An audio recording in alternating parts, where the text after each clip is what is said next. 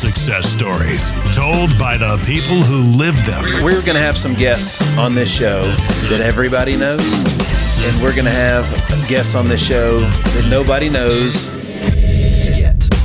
One by one, Nick Hyder is adding hits to the Hitstreak. Blessings, folks. Welcome back to another episode of the Hitstreak. I'm your man, Nick Hyder. And man, buckle up, strap in, sit down, stand up, whatever you got to do to get comfortable, because I'm about to introduce you guys to somebody, and it's going to take a minute. So if you're holding your breath, don't, right? Let it out. He's got a laundry list of accolades from all the places that you would have seen him, literally all over the world, folks. Check this out. Joining me today in the Hit Lab, all right, he is the owner, co-founder of the Music City Health Center. All right, he's been featured on ABC, CBS, NBC, and Fox. He is a TEDx speaker. He's the host of the Power of Mindset Summit and the Comfort to Calling Summit. You've heard his signature keynote, Exchange Your Comfort for Your Calling, all over the world. Folks, he's the host of the Mindset Doctor podcast, the Mindset Doctor himself, Dr. Justin Moseley. Wow, folks, Dr. Justin, thanks for hanging, baby. Can I call you Dr. J? Yeah, Dr. J works, whatever you want to call me. And Nick, it's great to be here. I love the Hit Lab studio. I was able to interview you here on my show, and that aired a couple weeks ago. So excited to be back to be on your show, man. This is amazing. Well, it was an honor and a pleasure. As Dale says, it was my great pleasure to join you on your podcast, which I've been a huge fan for quite some time.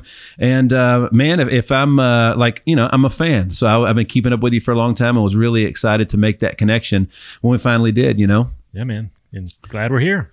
Well, let's get right to it, shall we? Let's do it. You have a big old announcement to make today, and I'm so excited that you're going to make it right here on the Hitstreak. What you got? Yeah, so I just got accepted to do my second TED Talk. So I was blessed. I got to do one last year, and now I'll get to do another one next year. Wow.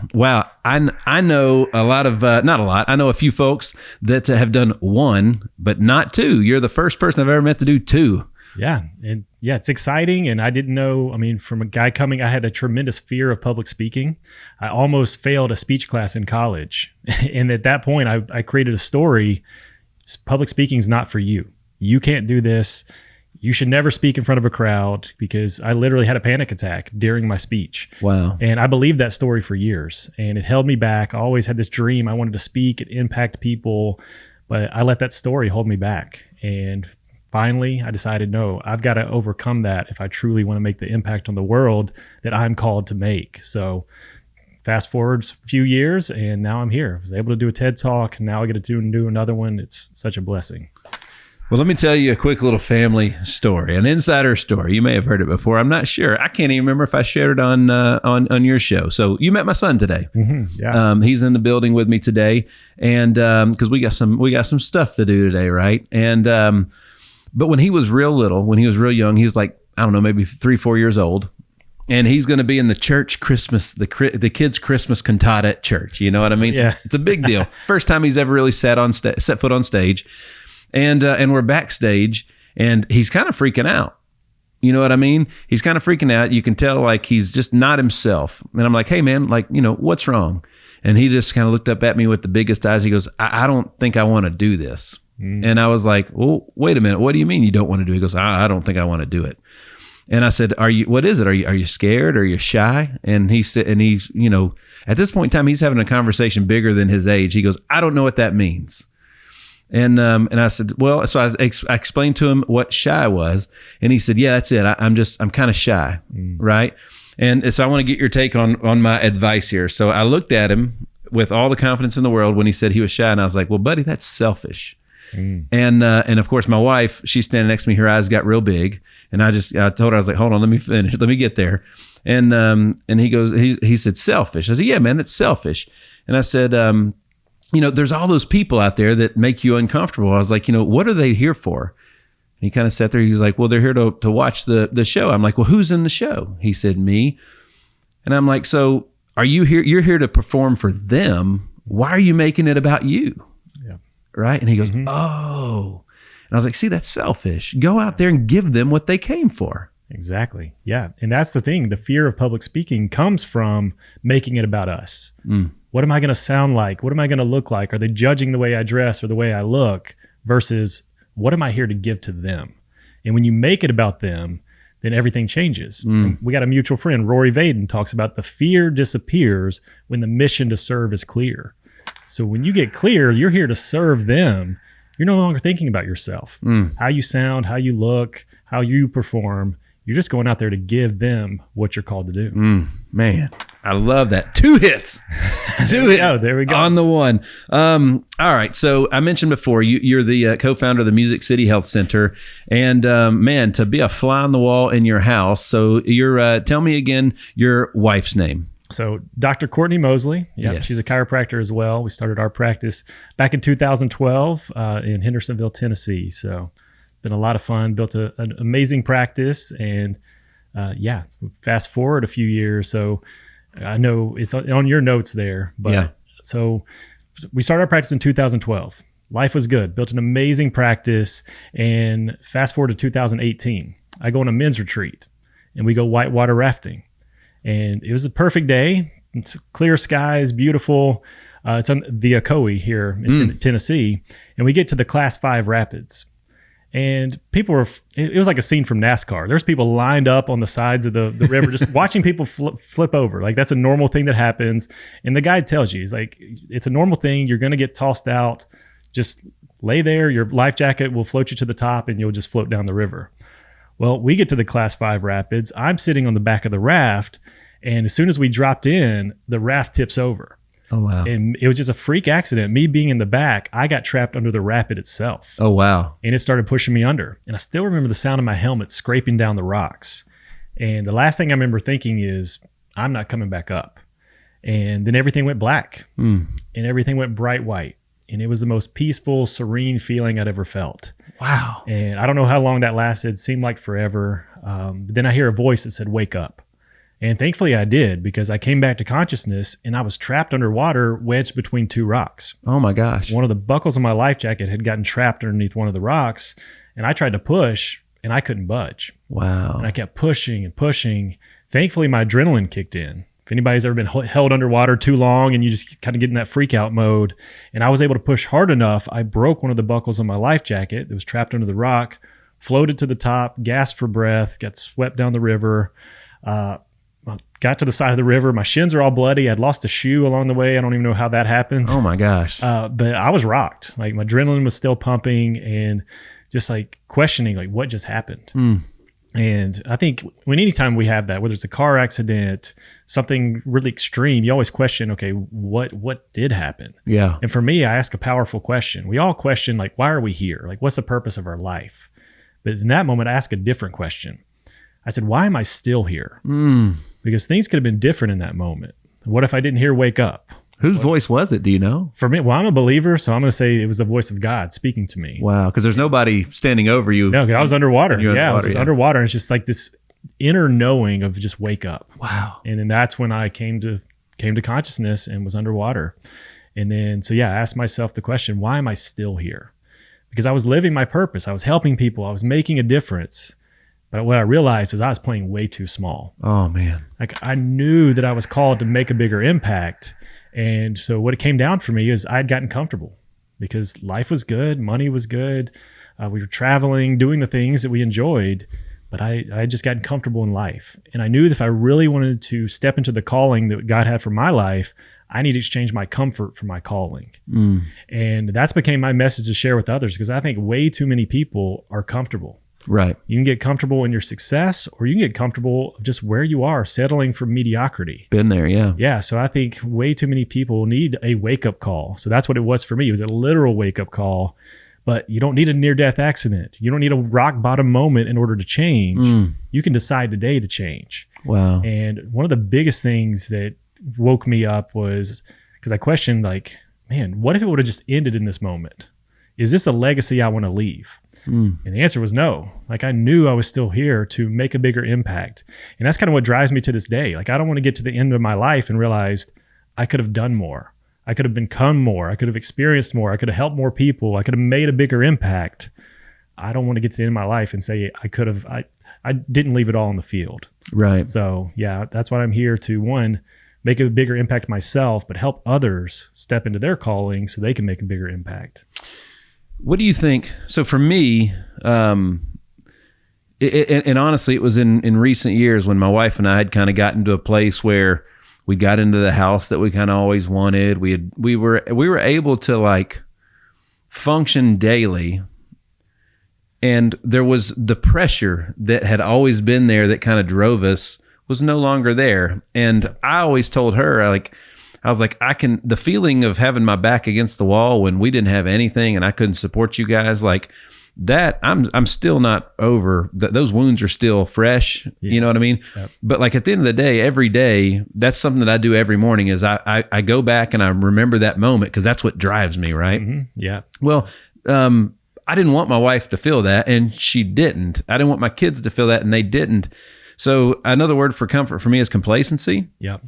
And, so for you, I would say that probably happens to a lot of people. For us, it was just like, we didn't dream big enough. We had accomplished something and we didn't have the next chapter, not written, but decided on what we were going to write. You know what I mean? So tell me about that for you, how you guys came to that decision, because your whole family has to be on board with this, right?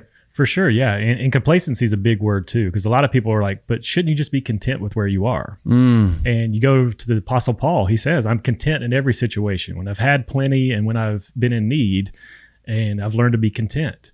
But I think the problem is when people get content and complacent, that's where the comfort sets in. And that's what you need to step out of.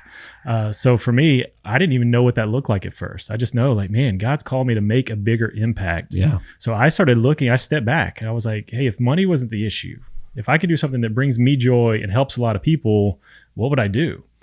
And so I just started, I was like, man, I just want to put out content that helps people. Mindset, personal development, leadership, all the stuff that I'd studied for years. I just want to give that to other people. Man. And at first I was like, I don't even know if anybody's going to listen. I don't know if you experienced that when you first start putting yourself out there. Absolutely. I don't know if anybody's going to listen.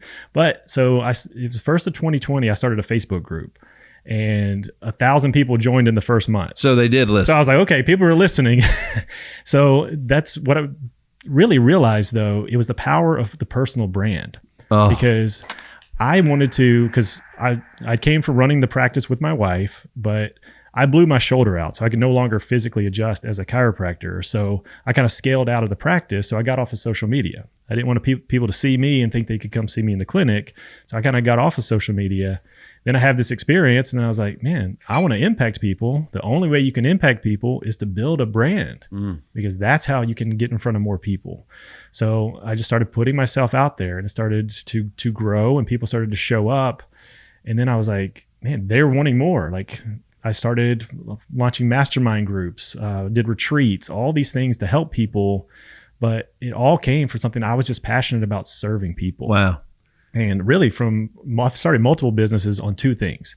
Jesus didn't come to be served. He came to serve. And then the Zig Ziglar quote, you can get anything in life that you want if you help enough other people get what they want. Wow. Yeah. So I think that's what it comes down to. And my wife was on board with it because she was just like, yeah, I see this as a calling on your life that you need to go for. And she kind of took over running the clinic. So I could just step out to this. I get to travel, speak, meet great people like you, and just kind of speak life into people. And it's so fulfilling to be able to do this.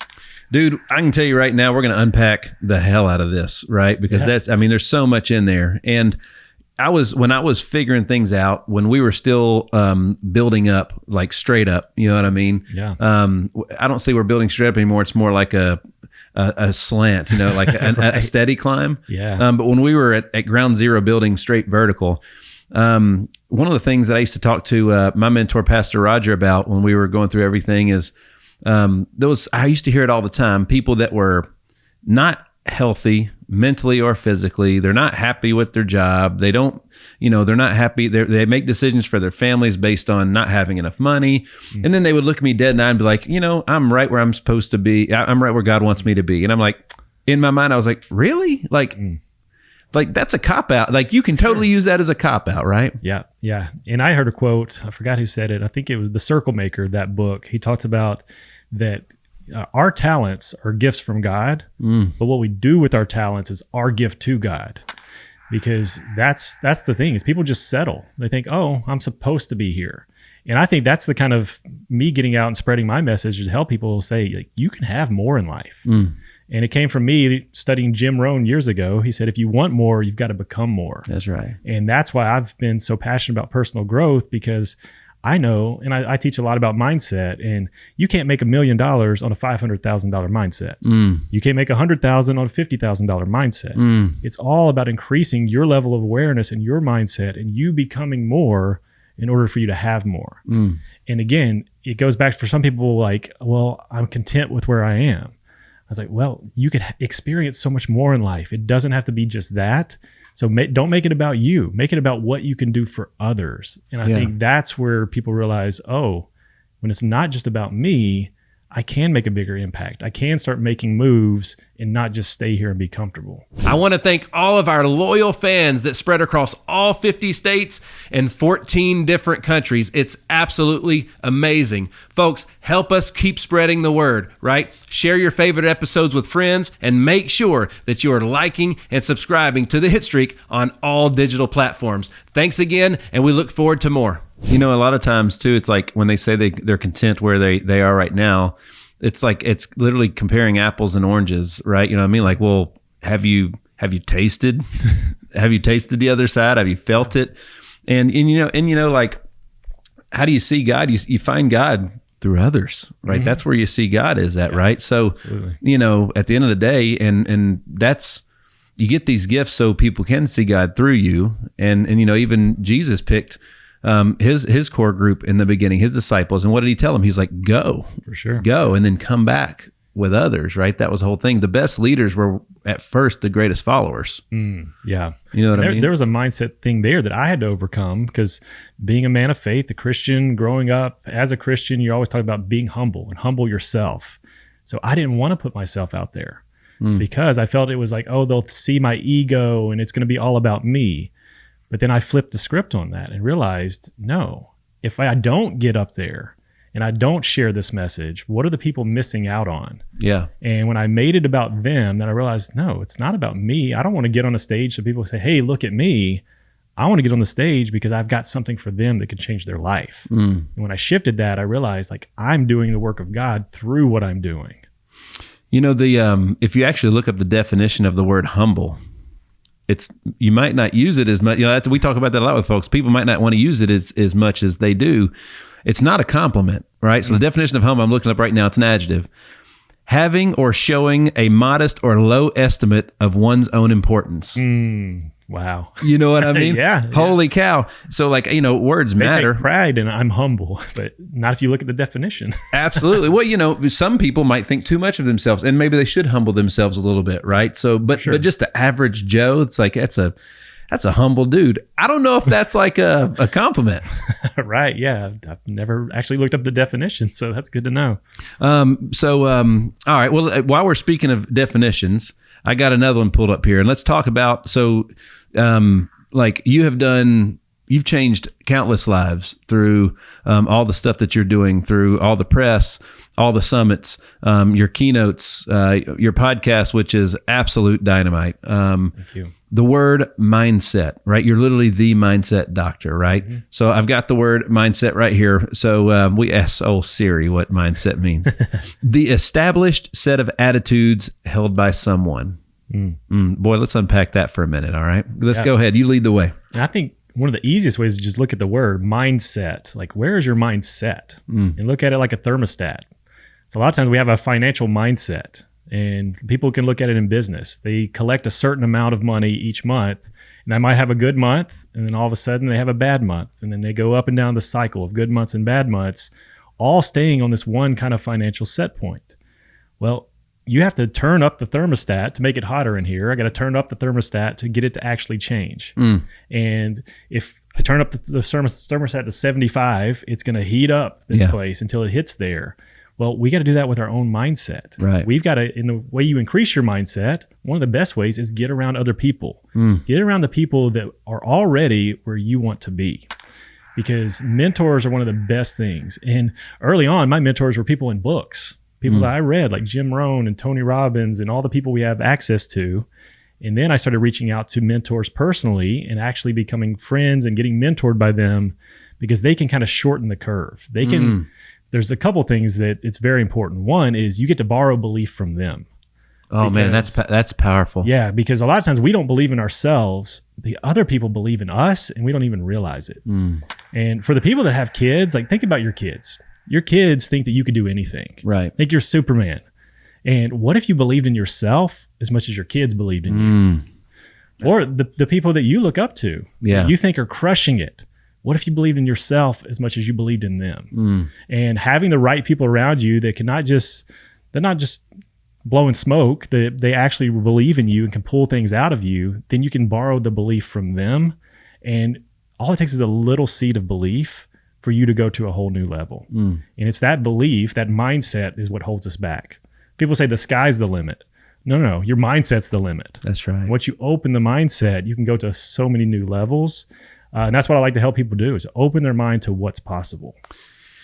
So we could unpack just that one statement for hours and if not days or weeks, right? And, there's, when you start to study these things, it's when you, and I don't know exactly how factual this is. However, when you study like human psychology and everything else, the majority of the programming in a human's life is in their first 7 years, right? When their brain is more of in a subconscious state than a conscious state, right? It's a sponge. It's absorbing everything. So a lot of our limits, well, first of all of our limits are self-inflicted. I gave myself every limit I got. Right. Yep. Right. And, the just like you said, mindset is actually, it's one word, but it's two words, and it's the set, how is your mind set? You know what I mean? Yeah. And, championships are not won by accident. Right. It's whoever believed the most, in my opinion. For sure. You know what I mean? And it's just it's amazing to me how that's like almost like a secret. And people would say, yeah, I believe that and all those things, but they're not. Like, the hardest thing to do is sharpen one's own mind. And again, there was an old saying, you got to see it to believe it. You actually got to believe it to see it. Right. Yeah. Right. It's always been said backwards. Absolutely. Yeah. And I think a lot of people use the term fake it until you make it. Well, I think you need to believe it until you become it. And you look at anything, everything is energy.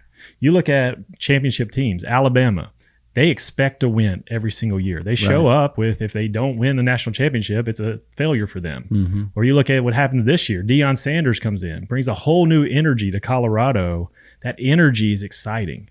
People talk about when you set yourself on fire, people love to come and watch you burn. That's what's happening with Deion Sanders. He's bringing this energy where people are buying into the belief that, you know what, we can win. We can turn this thing around. I think they won one game last year, and now they already knocked off TCU and are off to a great start. So it takes that little seed of belief, and your subconscious mind, it's like fertile ground. Yeah. It's like planting the seeds. But a lot of times we plant the seeds of doubt, worry, fear, all the things that hold us back. We need to get out there. Those are growing weeds in our mind. We need to get out there, pull out the weeds, and plant new seeds. And affirmations are a great way to do that. To really affirm who you are and who you want to become. One of the things that helped me make the transformation in myself was I didn't realize how much negative talk I actually spoke to myself without even opening my mouth. Yep. And I was one day I was like, if I'm going to be my the person that, if I'm going to be I got to be my biggest fan. If I'm also going to be my biggest negative, point out all the problems that I have or the things that are wrong with me. I got to be, just to give myself a fighting chance with balance. Yeah. And another word for that is just confidence. Confident people tend to go further than people that are not confident. Confident guys tend to get the girl than the guy that don't. The shy guy usually don't win. Shy people are usually not confident. Exactly. Yep.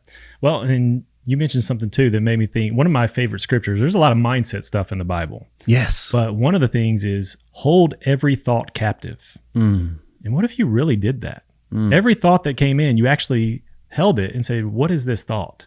And then you would actually become aware of how many negative thoughts that we actually have. And this negative self-talk. We would never talk to other people the way that we talk to ourselves. So I think that's one of the biggest things people need to start doing is hold every thought captive. And what's cool about it is every thought, you can either accept it or you can reject it. You can, our minds are a record of the past. So they're going to be a record of the times that we failed, the times that we maybe got on stage and we got nervous and it wasn't a good performance. It's going to try to tell you that's who you are. Yeah. But the past does not equal the future. You can decide today to be something different. I was shy, lacked confidence, low self-esteem. I created a whole new version of myself. What does that confident person look like? I looked at mentors. I looked at Tony Robbins. How does he use his stage presence? How does he communicate? How does he move people? How can I become more of that? And I didn't want to be Tony Robbins. I want to be a more confident version of myself. So I would take different people and say, what do I like of them? How can I apply that to me? And one of the things that I love to do is mental rehearsal. And I think that's one of the biggest ways to change your brain. Visualization is part of that. I don't think that's deep enough. Visualization is just kind of visualizing it.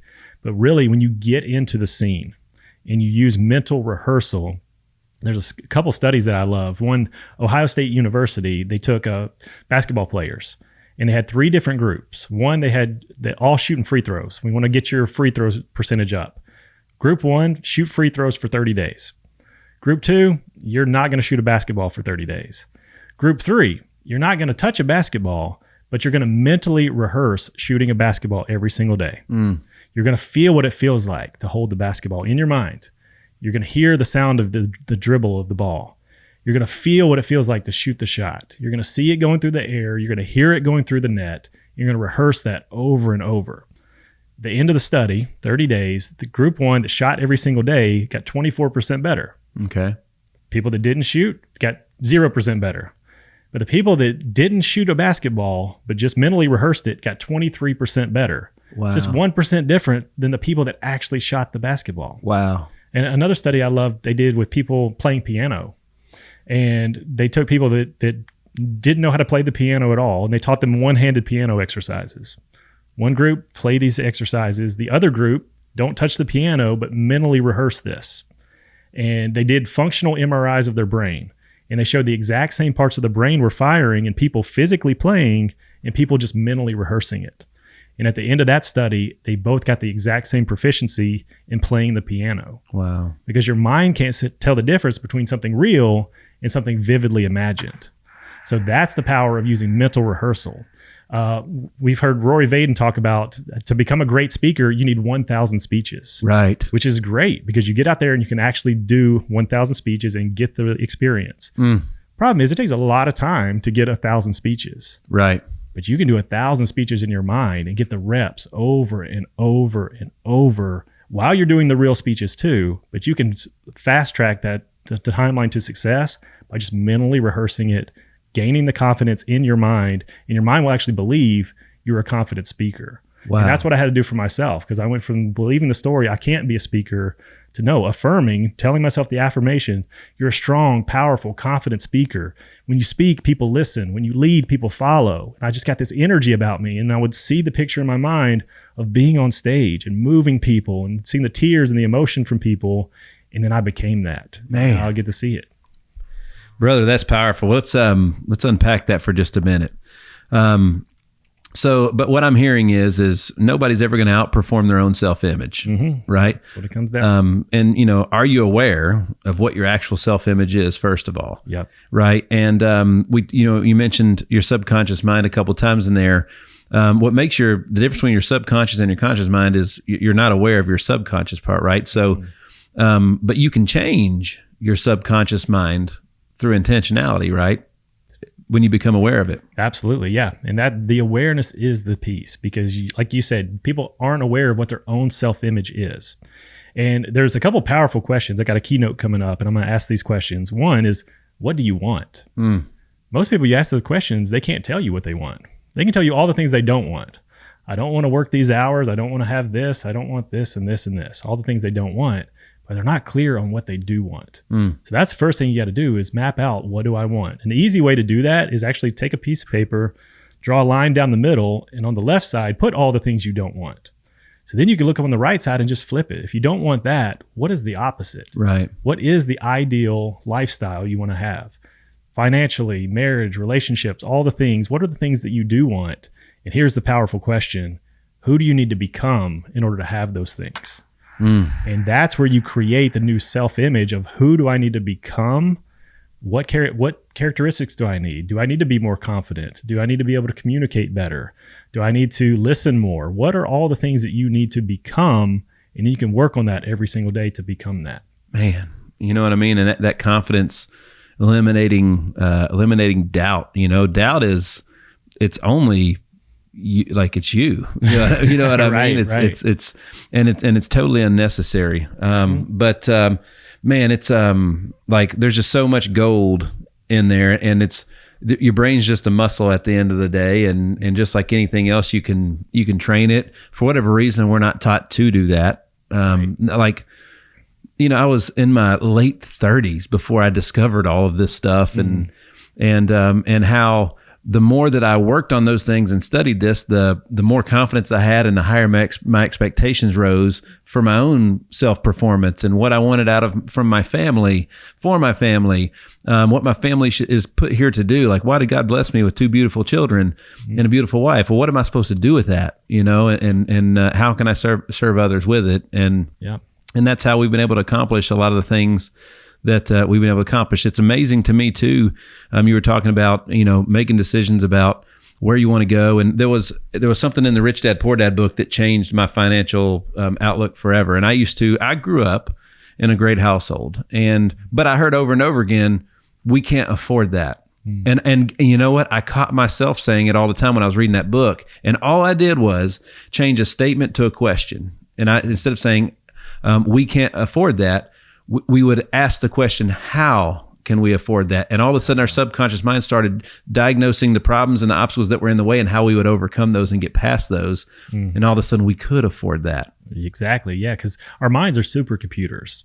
And Tony Robbins talks about, if you want better answers, you got to ask better questions. Oh, the problem is we're asking and we're saying, okay, why can't I afford this? And your mind tells you all the reasons why you can't, versus you flipped the question and said, well, how could I? Yeah. Your brain will come up with all these other answers. You can create new revenue streams. You can do this, you can do that.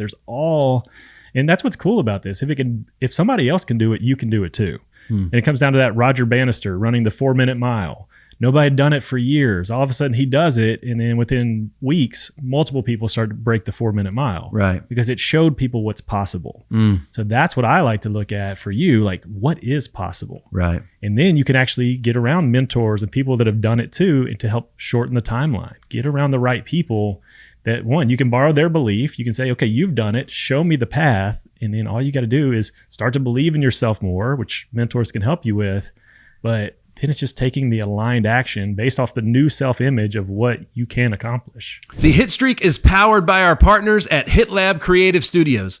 Whether it's launching your brand new podcast, rebranding your current podcast, or taking advantage of any of their other content packages specifically for your social media needs, the HitLab is a one-stop shop for you. Visit hitlabstudio.com for more. This is not on our topics for today, but I feel like it's really relevant, and that's the word proximity. And I actually got roasted online one time for, basically I made a statement. I love a lot of my friends from high school, but I don't hang out with them anymore because they're going this direction and I'm going this direction, right? Yeah. So, I hang out today. I spend most of my time outside of family with people that I'm in business with and moving forward with. And, our relationships are totally different than they were back then. And there's an old saying, if you want to be the best bricklayer, then go hang out with the best bricklayer in town, Yeah. How important, because, as a parent, if my son's getting in trouble and he hangs out with the troublemaker, I'm going to say, dude, don't hang out with them anymore. Right. But we don't do that for ourselves at some point in time. We stop doing that as an adult. How important to you is it because you've mentioned mentors and you go to summits, you host summits, you're always around people that are either where you want to go or they're on their way. Yeah, no, I think it's vitally important. And that's why I try to get around you and the people that I've surrounded myself with, because it goes back to Jim Rohn, was one early mentor of mine. And he talked about, you are the product of the 5 people you surround yourself with. And he also says, show me your friends and I'll show you your future. And Bob Proctor had a cool twist on it. It's like, you don't have to write those people off. Just maybe you don't spend as much time with them. And when you do, maybe you leave a little bit earlier. You don't spend as much. You start to spend more. So start with, okay, let me just add some new people to my circle. And then, okay, I can start spending less time with these other people. And if you go back to the awareness piece, you'll start to realize, man, how do I feel when I hang around those other people? When I hang around the people that are negative all the time, they're gossiping about things, they're just complaining about work all the time. How does that make me feel when I leave? Because everything's energy. And then you look at, okay, when I started hanging around the people that inspire me and get me going to do something bigger in life, to help more people and make a bigger impact, my energy is totally different. So I want to be around those people. And, you mentioned before too, those mentors show you what's possible. They, you can change your beliefs that way. Well, when you're around people that are, going where you want to go or already there, like that is, you're changing your subconscious mind without even really realizing it. That's why it's so hard to get out of the poorest parts of town, because it's all they know. And all the people that they're around, those people are, they're always saying, I can't, instead of the people in the best parts of town usually say, how can I? For sure. And people ask me a lot when it comes to goals, like, should I tell people my goals? And I'm saying yes and no. Because when you tell the wrong people your goals, they'll tell you all the reasons why you can't have that. Right. Or they'll be jealous of your own success and try to pull you back down to their level.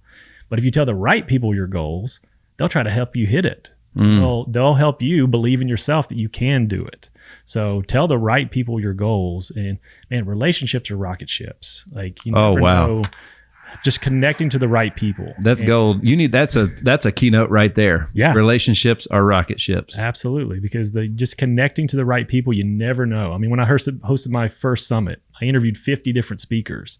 Most of them I'd never known of. Just people connecting me to other people. And because of that, I built a brand. And then Brian Covey's on one of my summits. And then Brian Covey connects me with you. He's the best. Yeah. It's like all these people I never would have connected with if I wasn't intentional with building relationships. So, I love to say, and it was something that actually my dad used to say when I would be like, oh, I can't do that. He'd say, push your limits, man. He'd say, push your limits, boy. You're the one that set them. That's good. And, but that's how you change your subconscious mind is through others. Now, you've mentioned Jim Rohn multiple times. How much time have you spent with Jim Rohn? Good question. The thing about it is your mentors can be through audiobooks. There it is. Through YouTube. They could be through podcasts. Like, that is the mentors. I remember back in the day. So I'm in my early 20s in grad school, and I had these dreams of being successful, but I still struggle with self-confidence, low self-esteem. And I went to a mentor and I was like, what can I do to be successful? And I thought he was going to give me this sage business advice or investing, doing these different things. But he gave me the most powerful advice I'd ever heard in my life. He said, work on yourself. That's how you become successful. And that's exactly what I needed to hear, because I went all in on personal development. It's when I first read Think and Grow Rich. Great book. Yeah. Awaken the Giant Within, Tony Robbins, who turned me on to Jim Rohn. And I couldn't afford Personal Power or Get the Edge back in the day. So I went to the library, and it was like 25 cassette tapes that I took home, and I dubbed the tapes. A lot of people don't even know what dubbing a tape is these days. But I dubbed the tapes so I could listen to them over and over and over, because as Tony says, the repetition is the mother of skill. So when you start repeating this stuff, and it got me really excited because in Awaken the Giant Within, Tony talked about he read like 700 books in a short amount of time. So I was like, well, if he can do it, I can do it. So I started reading 100 books a year. Wow. And I've done that it's over 15 years now. It's a lot easier now with audiobooks, because you can just crank through those while you're driving, doing other things. But I didn't just want to learn about leadership, learn about personal development, learn about sales and marketing. I wanted to become it. I wanted to be a part of me. So I just immersed myself in it. And that's where having access to mentors like Jim Rohn, like even today, the clips you can see on Instagram of him, right? Powerful stuff. And the problem is people don't apply it.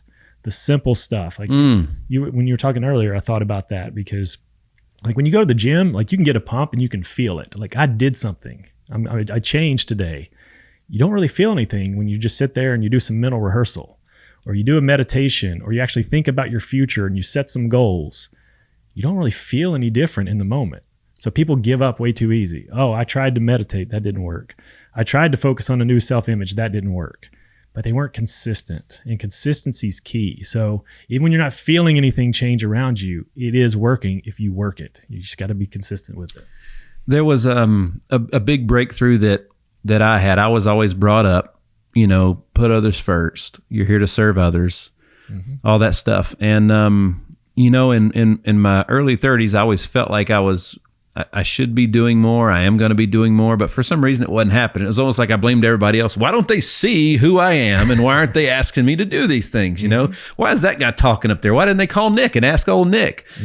Well, then I'm trying to figure that out. And I literally am sitting on an airline and they're like, hey, if something happens and the oxygen masks drop down, don't put it on somebody else first. Put it on yourself because you can't save somebody if you can't breathe. And I thought, so how can I serve others if I'm not fit to do so? So you actually have to get yourself in a place, and you've done that through those books.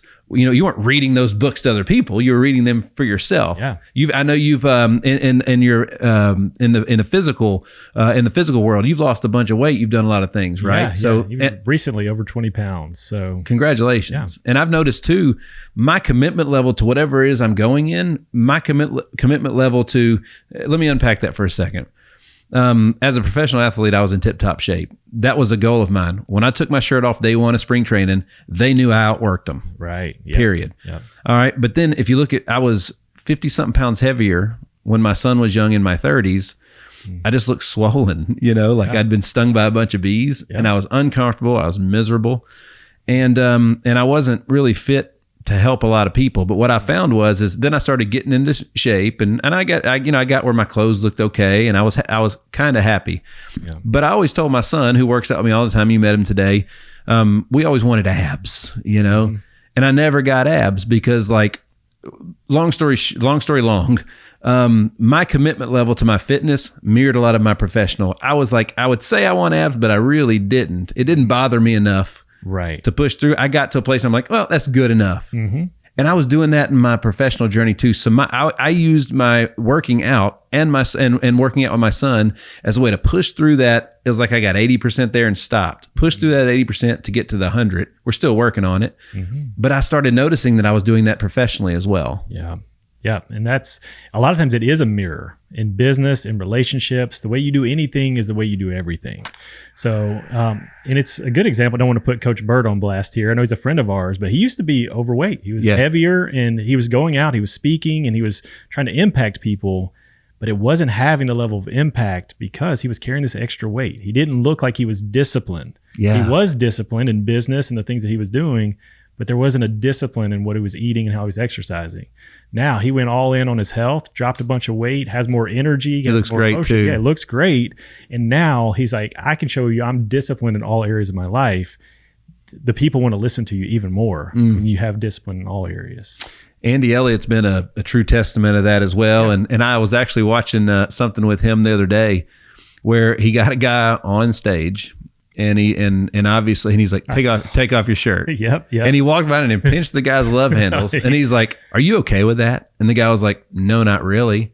He was like, well, what are you going to do about it? And that's exactly for me. It was the same thing, but except it was me that was pitching my thing. Cause my son's like, Dad, you kind of, you can see there's some abs in there, but when are you going to really show them to me? Yeah. And it was just kind of like, great question, buddy. Great question. And it was just a couple of little tweaks of just finishing what we had started. I think there's a really fine line between quitting and finishing. You know what I mean? And a lot of times I finished my baseball career because I didn't set the right goal. I just wanted to play professionally. I didn't say I wanted to play in the major leagues for this team for this amount of years. I just wanted to play professionally. Guess how far I got? Get to play professionally. That's it. But I did not make it to the ultimate goal. And it was because I didn't know how to properly set a goal. Yeah. So if my goal was GPS, I just typed in Nashville. Right. I didn't type in the specific address. And it's amazing to me how many people use the GPS every day, but can't use that practice, that technology, that process, that framework, and apply it to their own life. And it goes back to what we talked about. They don't know what they want. And they're not getting a clear vision. And one of the stories I love is Walt Disney. Walt Disney is one of the greatest visionaries. And he had the vision of building the Epcot Center down in Orlando. And it opened after Walt had passed away. And they interviewed his brother Roy and said, man, isn't it a shame that Walt wasn't around to see this? And Roy said, Walt did see this. That's why you're seeing this today. Oh. And that's the power of having a vision. Is your vision big enough? Your vision should be big enough to get you out of bed in the morning. It should be something you're excited about, something that moves you and that you can connect to emotionally. And I think having a crystal clear vision is one of the most powerful things you can do, because then you can start figuring out, okay, how can I? Back to that question you asked, how can I make that happen? Because for most of us, we can't do it on our own. We definitely can't do it with the level of thinking. The level of thinking you have today is not going to get you where you want to go tomorrow. You have to change your thinking. And that's where reading your books, getting mentors, getting around other people, hiring coaches can help expand your mind to actually achieve greater things. But if you don't have the bigger vision, you're never going to ask the question, well, how can I actually hit that? Right. Man. So folks, we're hanging with Dr. Justin Moseley, the TEDx speaker, host of the Mindset Doctor podcast. I won't go through the laundry list of things he's got going on. However, he's got two summits and a signature keynote that you need to make sure that you check out. Right. So, you can keep up with him on drjustinmoseley.com and on Instagram at Dr. Justin Moseley. Let's talk a little bit about your Power of Mindset Summit and Comfort to Calling Summit. How often do you have them? Where are they at? Where can people get access to you? Yeah, so actually check out the Mindset Doctor podcast, because there are summits that I ran and I got so much great feedback. I'm actually using a lot of those interviews on my podcast. Right. So yeah, and again, that's me making connections. What I love about podcasting is I get to interview cool people and get the stories that I want to hear myself. So that way I get to share their stories with other people. So the Mindset Doctor podcast, you can hear a lot of those interviews. I'm going to continue to put more of those out on the podcast. And they can find that everywhere you can find a podcast, right? Absolutely, yeah. Absolutely. All right. So what does first of all, we talk a lot about personal transformation. I've had multiple, right? So people, you don't have to stop at just one. Yeah. Right. And you've mentioned before a lot of the ways that you can have a personal transformation. For me, it was simply just drowning out the voices in my mind and putting new ones in there. You know what I mean? Just feeding myself new information. Brad Lee told me one time, he's like, if you want to change your beliefs, just get new information. Yeah. Well, and it's realizing is like, you don't need a near-death accident like I had. You don't need a rock bottom moment. Usually that's when people change. They lose a loved one and they start to contemplate life. They lose a relationship. They lose financially, go bankrupt, whatever it is. They get diabetes and then decide to eat. Yeah, good. then that's the wake-up call. Well, you don't need a wake-up call. Like, you're listening to this right now. You've got air in your lungs. Your heart is beating. You woke up today for a reason. The biggest thing you can do is find out, what is that reason? Like, why am I still here? You can ask the same question I asked after my near-death accident. Why am I still here? Because there's a reason you're still here. You woke up today for a reason, and figure out what that is, not only for you, but how you can use your talents, your abilities, your gifts to serve other people. Man, it's so powerful. The Hitstreak is powered by Team Hyder. Team Hyder has been serving you for 11 years and has racked up over 20 national and local awards for excellence in all areas. When it comes to finding the right health plan, we need to consider your family's needs and your family's budget. That's what we do to serve you. To look further and to book an appointment, visit teamhyder.com. I want to talk to you about the power of the podcast a minute, because that's one of the most popular things that I get asked about. You know, why in the world did you start a podcast? Yeah.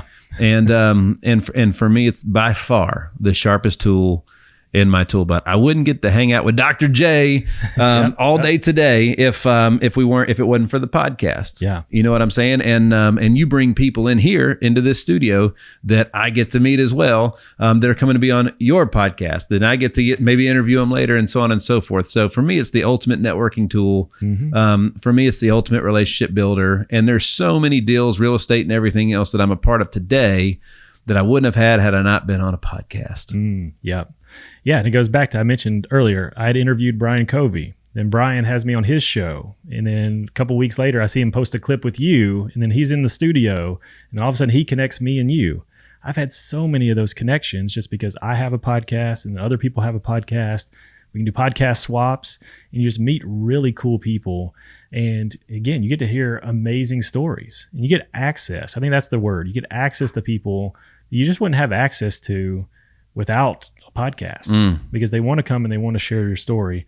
I just interviewed one of the top speakers in the world, which is great for me because I want to be one of the top speakers in the world. So I could just ask him like, hey, what's the journey? And he said something really cool. He's like, what would you drive 5 hours to speak for free on? Like, what is on your heart so much where you would drive for 5 hours to speak for free? That's powerful. Yep. So then now you can figure out how you can get paid for that. Wow. But yeah, it's access to people and then leveraging it and just say, hey, who do you want to meet? It goes back to the vision. Like, who are the people you want to connect with and be intentional to actually connect with them through your podcast? Man, we are both members of the great company Brand Builders here, right? And let's talk a little bit about the importance of a personal brand, because obviously, you wouldn't have been featured on ABC, CBS, NBC, and Fox if you weren't somebody. There's an old Travis Tritt song, "I want to be somebody someday." You know what I mean? Well, so let's talk about the value of a personal brand and how that's changed you. Yeah. Well, and that's where the impact piece comes. I had my near-death accident and I realized, man, I want to impact other people. And I started putting out content, which was great. I was like, if I really want to make the impact I'm called to make, I've got to build a personal brand. Because if people don't know what you do, they can't learn from you. They can't do business with you. So you've got to build that brand. And that, because of building the brand, that's what's led to the relationships. That's what led to the podcast guest. I never would have got a TED Talk had I not build the brand. So what are people going to do these days? I want to introduce you to my friend Nick. Oh, let me look him on Instagram. Who is this guy? Oh, he's got a sweet studio. He's got a lot of cool things going on. Your brand speaks for you. Brand builders, they talk about your online presence is a digitization of your reputation. We all know how important your reputation is to actually meet people in person and have a reputation. Your online presence is a digitization of your reputation. So you've got to build that because it leads to so many opportunities from networking, creating relationships, partnerships, building your business. All these things can go back to building your personal brand. Like 1/3 or more of the average person's life is spent looking at a device or on the internet, right? Absolutely, yep. 1/3. And I'm a firm believer that, the 6 to 8 hours that somebody spends looking at their device, if they don't see you on there, you're going to lose your clients to somebody that is. Yep, absolutely. The internet is endless. Yeah. Worldwide, as they say. Yeah. And it's for everything. People that have service providers. Like there was a national study on building a brand, and the number one profession they wanted to have a brand was their doctor. They wanted to know, like, who am I going to? Who's treating me? So it's like, doctors need a personal brand. Insurance, real estate, like everybody needs a personal brand because what are people doing? Real estate agents, they're just looking on Zillow or the person I saw on the shopping cart. Like I see their face everywhere or the billboards versus no, this person's got a personal brand. They're really out here. They're really serving the community. They're serving their customers. That's who I want to work with. So build the personal brand and the business comes. It's basically, your digital storefront, and when I was especially training insurance agents and getting them to understand, let's say you're one of 50 agents that called that person who's going to win their business.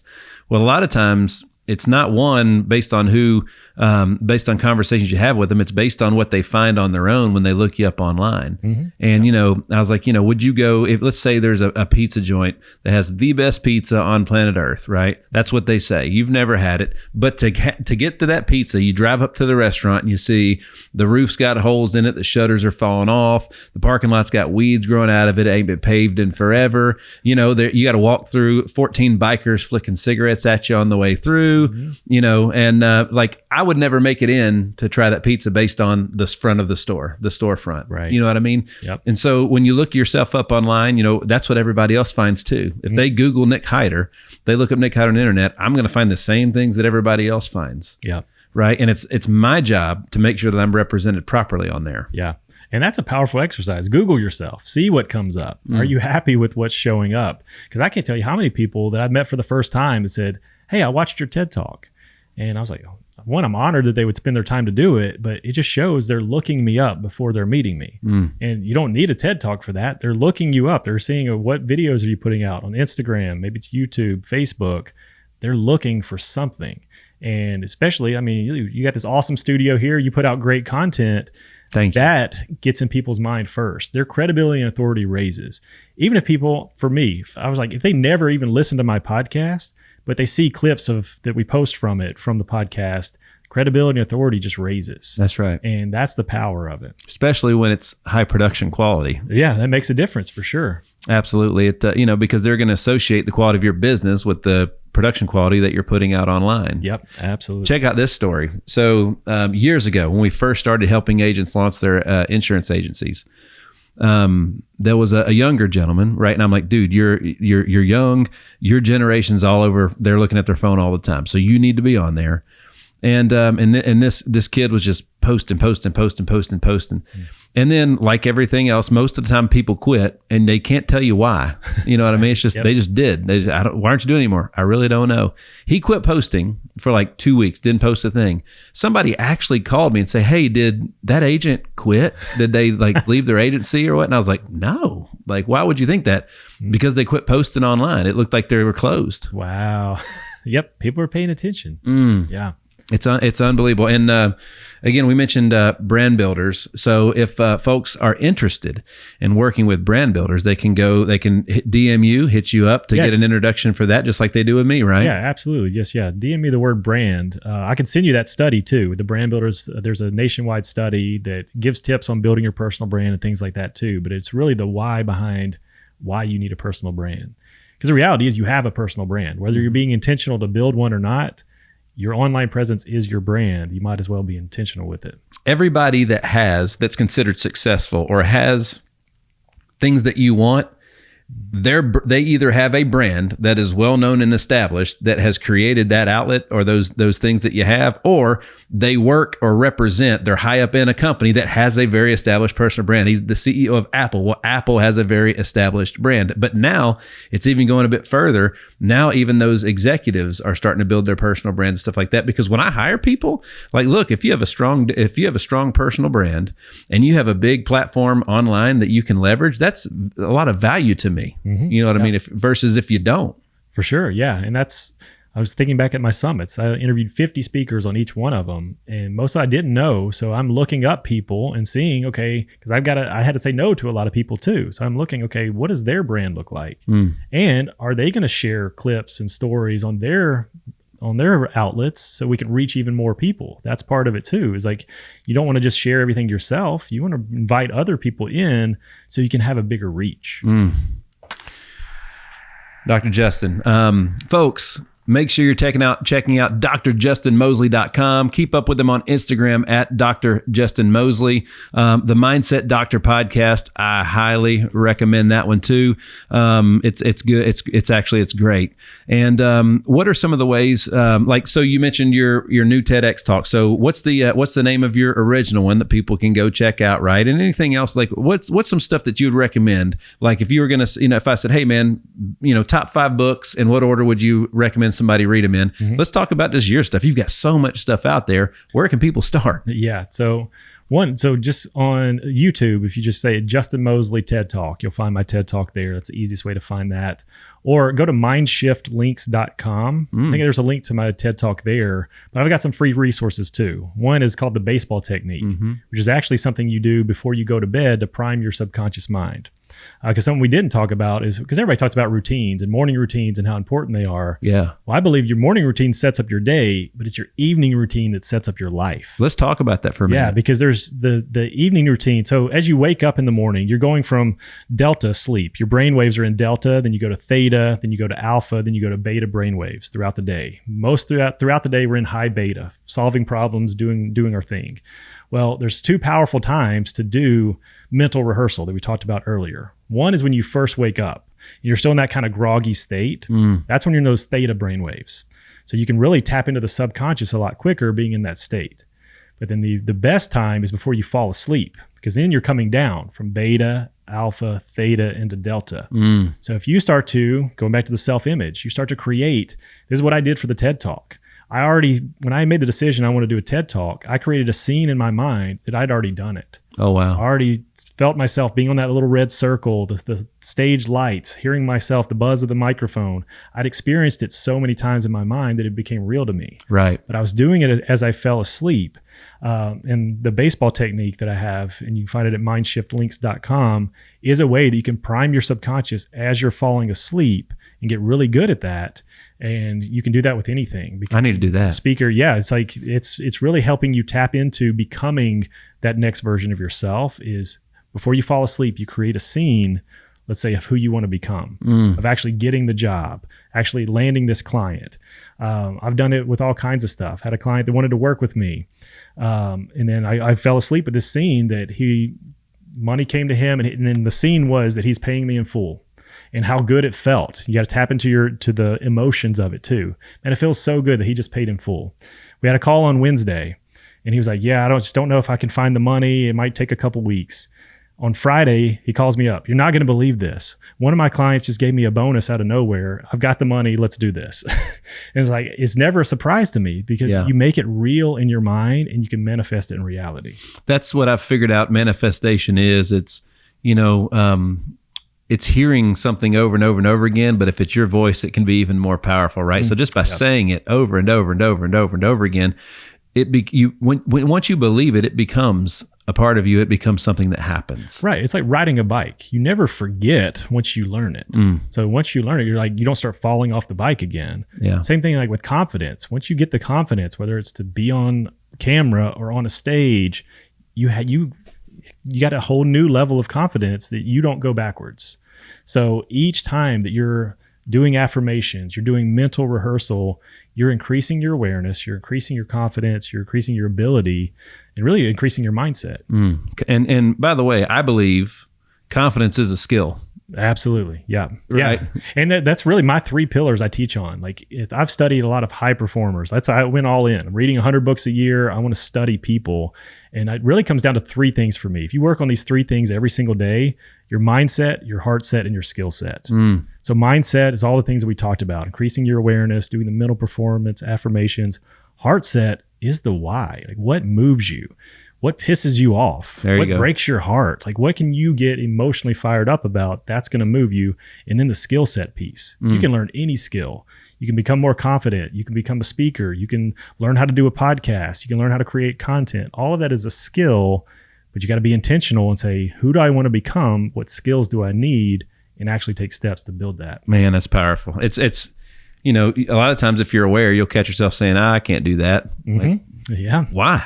Exactly. Yeah. Why? Why would you say that? Yep. Who told you that? Who told you couldn't do that? And that's a powerful thing. Going back to, I used this in one of my talks before, of Adam and Eve in the garden when they eat the fruit and then they go hide. And God's like, where are you? And they're like, well, I'm naked. And Adam was afraid. And he said, who told you that? In his mind, like, he figured it out. And God was like, who told you that? Yeah. And I think that comes down to us. It's like, who told you that? Somebody created a story in our mind that we believed it wasn't true. What makes you believe that? Yeah. So then that's where if you can start catching yourself, then you can realize that's not true. I don't have to believe it. It's a lie. I can create the new story. And I think the biggest thing that keeps people from getting what they want in life is the story they keep telling themselves of why they can't have it. So you've got to change the story. Man. The Hitstreak is powered by Rack Financial. When it comes to your credit card merchant processing, Rack Financial is efficient, reliable, and trusted. At the end of the day, when it comes to processing your credit card payments, they make it simple, the way it's supposed to be. Check out Rack Financial. Dr. Justin, is there anything as we bring this sucker to a close? Did we cover it all? Like, how do we do? Because I think we could do this for hours. But. Oh my God! Well, I get so. And folks, I'm gonna admit something today. Like, today's one of those days where my son's here at the office with me today.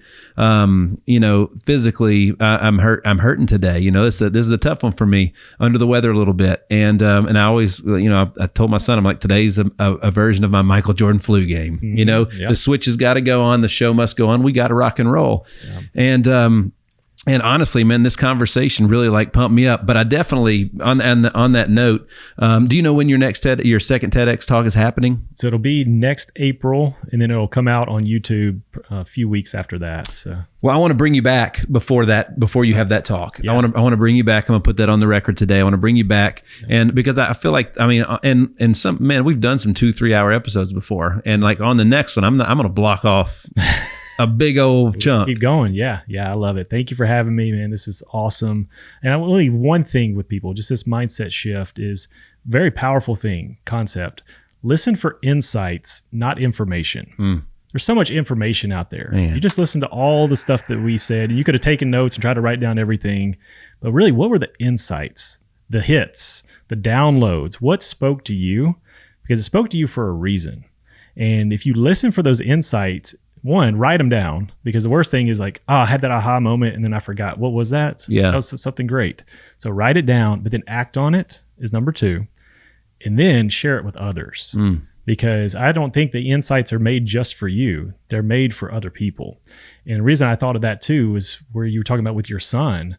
This was an insight moment for you to show him the power of showing up. That's right. Because he's going to remember this later in life when he's not feeling good. He doesn't want to do something. He's like, yeah, I remember when Dad, he wasn't feeling well, man. He was really off that day, but he turned it on. That's right. And he's going to be able to do that. That's right. I'll crash super hard later, but like, look, man, you know, the stuff today's important. Yep. Tomorrow ain't promised. Exactly. You know what I mean? So we're going to get the most out of it. Folks, we're hanging with Dr. Justin Moseley, the co-founder of the Music City Health Center. He's been featured on ABC, CBS, NBC, and Fox. He's a TEDx speaker. 2 times about to be. And he's the host of the Power of Mindset Summit and the Comfort to Calling Summit. You've heard his signature keynote all over the world, Exchange Your Comfort for Your Calling. And he is the host of the Mindset Doctor podcast. Yes, sir. Man, doing it, baby. Doing it. Yeah. Doing it. You are, you've got to be one of Brand Builder's star clients, no doubt, because that's good stuff, man. Yeah. Well, and it goes back to, I had to build the brand, because I never would have been able to make the impact that I can make now without building that. And again, that's a blessing. I was able to meet you through this process. So really appreciate you having me. It's been a lot of fun. Absolutely, folks. Check out drjustinmoseley.com and on Instagram at Dr. Justin Moseley. Fantastic. Thanks so much again for hanging with me today, brother. It's been a great time. Yep. Thank you, man. Appreciate it.